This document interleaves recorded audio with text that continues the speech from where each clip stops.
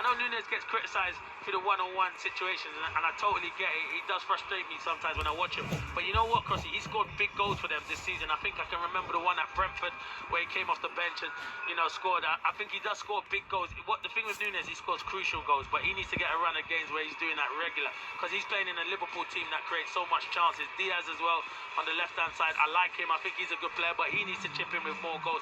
But that's what Liverpool have done. That front four, whoever's been in it, or that front three, but the four players I'm talking about, they always chip in with their goals, but they need someone to step up to the mark. And that is why I think they're shopping in the market for someone like Isak, who I think is a fantastic striker. But Newcastle fans won't like me saying that, Cross. Let's go back to St Johnstone Celtic into stoppage time, Gavin.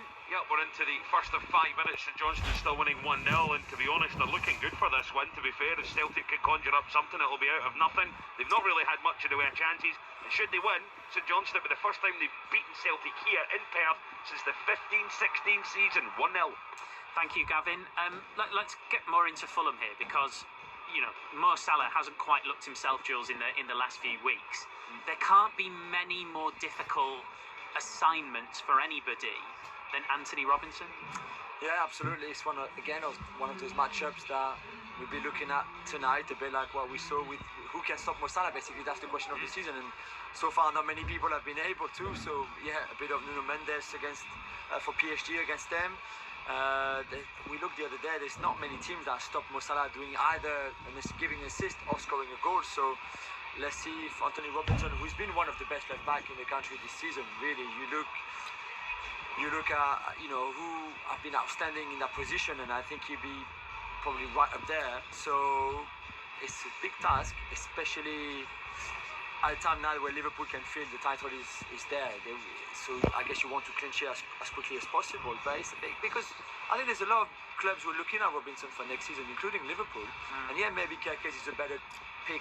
It maybe costed you a bit more money, but he's younger, he's got a slightly different profile.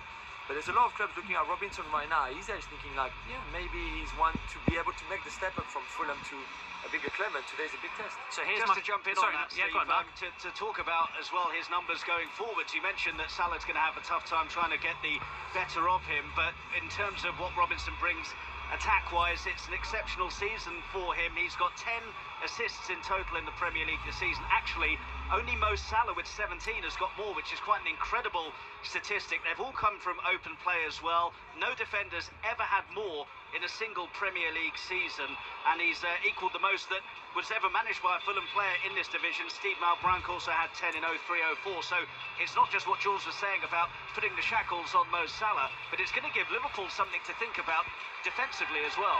So you've got a lot of teams who are going to look at players like Anthony Robinson, players like Kerkez, and think, can we push the button on that? Can we go and sign that player? I wonder, Phil, whether this is where European football next season really comes in. So that there's a whole, the permutations. You could get 11 English teams in Europe next season, but in terms of league position, probably looking at 8th place. If you want European football, you're going to have to finish 8th. And there's a group of teams competing for that, of which Fulham are one. If you're going to hold on to your best players and your Fulham, realistically, you need to be in Europe. It helps, but I also think if a club like Liverpool, Arsenal, Man City come knocking at your door, yes, I don't really think it cares where you're finishing or what competitions you're in. If you've got any aspirations to go and win Champions leagues and trophies, you're going to want to at least have a conversation. But I think as far as recruitment goes, and keeping some of the players that potentially are desperate to play European football, yeah, it helps massively. Fulham are one of those teams where they've got to be careful not to try and overspend and have too big of a squad. But then when it comes to this part of the season, you want to have a strong enough squad to compete and finish as high up as you can. So yeah, rightly so, these people are being mentioned potentially for the left back position, obviously at Liverpool. But again, Fulham will be desperate to finish off the season well, because there's no point having a great, successful season and then finishing 10th and 12th again. They want to finish 8th, 6th, 7th, wherever they can finish, and like I said, they've been a really good team. It'd be interesting with the Anthony Robinson thing, because we said about him going forward. Mo Salah will probably let him go forward. That's the cat and mouse aspect of it. Most wingers will be told to probably track someone who's had the most assists, where Mo Salah won't. He'll stand wide, so maybe Bassi, if he's playing left side, will have to drift out and almost play left back to let Robinson bomb on. So it'll be an interesting interesting battle between those two today. Presumably, Clinton, you will say that Anthony Robinson wouldn't want to swap Fulham for Liverpool because in your eyes it's just about London. No. Jack is right there. Oh, okay. You walk up the motorway to go to Liverpool. No disrespect to Fulham, but you go to one of them top teams that just won the Premier League and playing Champions League football.